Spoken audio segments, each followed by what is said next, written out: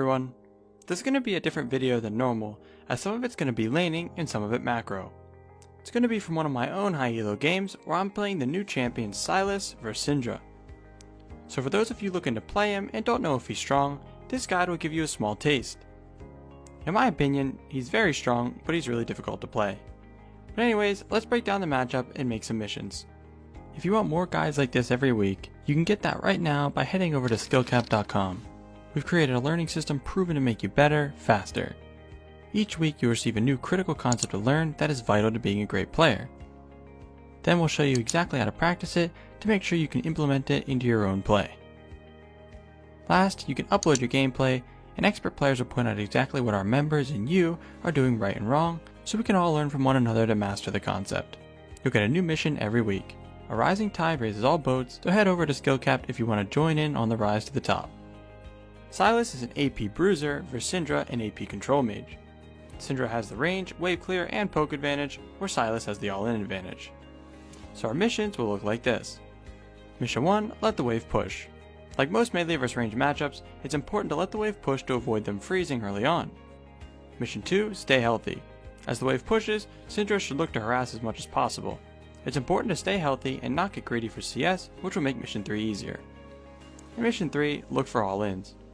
When all-in windows open up from Syndra not having key abilities or being out of position, we need to take advantage of them. Alright, moving on to the gameplay. As laning starts, Syndra and I trade a little with our Qs, which ended up being an even trade. But one important thing I did here was to make sure I hit the melee minions and Syndra with my Q and passive. She's starting to push the wave for Mission 1, but thinning the wave like this will aid me in Mission 2 because I won't have to last hit as much under tower. Then, for this next CS I go for, Syndra punishes me with Q. So for the one after that, I walk up to it acting like I'm going to auto it, which baits her into turning around, letting me grab the CS and harass her at the same time. This is a very common concept in melee vs range matchups. You want to be unpredictable and mix up your approach to CS so they never know if you're going to actually auto it or look for a trade, or both. Now I just want to let the wave push in since none of the CS are low. So I could just sit back and do nothing. Instead, I'm going to use a concept we talk about a lot called tethering, where I'm constantly staying at max range of Syndra's Q, running back and forth. By doing this, I bait out her Q, which gives me a 4-second window of safety. She finishes clearing the wave now, and the next one arrives. I'm going to do the same thing from before, walk up for these 3 low health minions, use Q instead to harass Syndra, and use my passive to thin the wave and collect the CS. If we look at the wave now, both have 6 minions, but hers is going to push as she's ranged and is using AoE abilities to try and harass me, so this is perfect. After that, I actually back up further than normal since I know she's 1 minion from hitting level 2. I don't want to be trying to bait her abilities when she's a level up on me, as if she does hit them, it's going to be a lot more punishing than before. Alright, now we're going to see the payoffs of thinning the wave. I hit level 2 and my Lee Sin is here for a gank. I bait Syndra's E by walking at her, and we go all in, getting an easy kill. So what does this have to do with thinning it? Let's hop into the sandbox and visualize it. Let's say I only use my Q to last hit CS that get low. Syndra would stack up the first 2 waves and it would crash, then start bouncing back around the same time Lee showed up to gank. When a wave is pushing back, laners tend to play safer since they know they won't be missing any CS, but if it's pushing, they aren't going to sit back and let it freeze in front of the enemy tower where they'll be denied minions. So by thinning it like I did, Syndra couldn't crash the second wave, making her an easy gank. Anyways, now that she's dead, I'm going to push in the next wave and recall.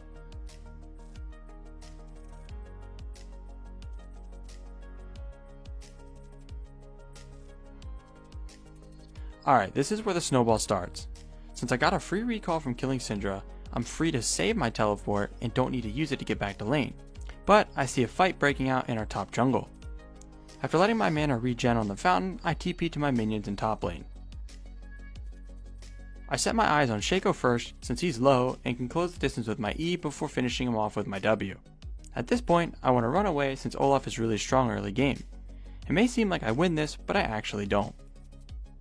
I didn't notice Syndra was this close already though, and she catches me with a stun as I got on the blast plant. I hit it to buy me some more time and use my E over the wall, and the shield saves me from ignite. Olaf keeps chasing though, but I knew my Lee was coming, so I try to bait him while making sure to dodge his axe, since that's the only way I can die at this point. Once I dodge it, and Lee is here, I can go in and finish him off with my W. So these situations are one of the main reasons I love taking TP on champions like Diana, Fizz, Sylas, Echo, and Kassadin. They are all really good at cleaning up fights, so when the enemy overextends like they did here, it opens up chances for free kills. Anyways, the snowball isn't done yet. I have double buffs and Syndra just finished pushing a big wave into my tower. I collect it and push the next one as well since I saw her start recalling after she pushed. I don't want to recall here and run the risk of missing some CS with how fast Syndra clears waves.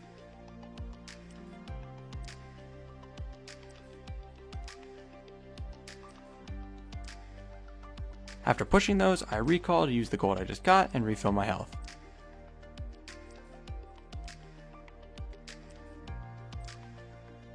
When I get back to lane, I'm going to use the concept that you can use the snowball in your own games whenever you're stronger than the enemy laner. I see Syndra trying to roam top, so I'm going to push the wave first so she loses all vision out of the lane, then head into top river to cut her off. I put a ward over this wall and wait. As she shows up, I go all in, chunking her really hard and almost kill her.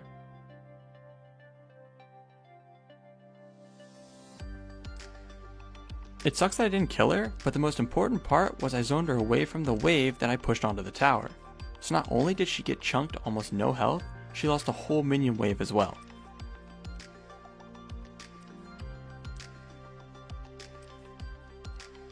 As I'm heading back to lane, I see top is fighting and my Lee Sin is bottom river.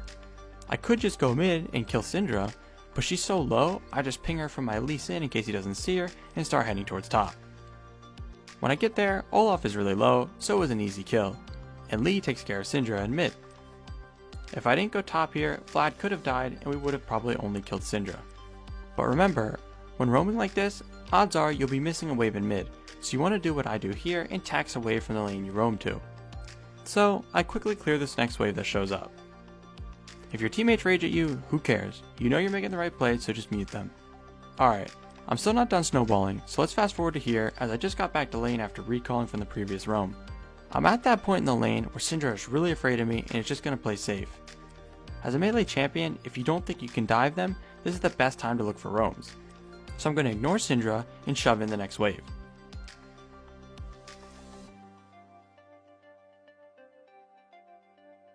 So how do I know where to roam from here?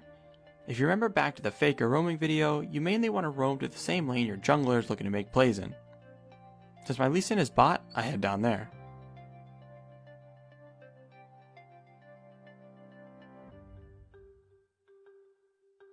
As I'm on my way, Shaco shows up making a 3v3 fight. This is perfect since they should all use a bunch of cooldowns on each other and I can clean up.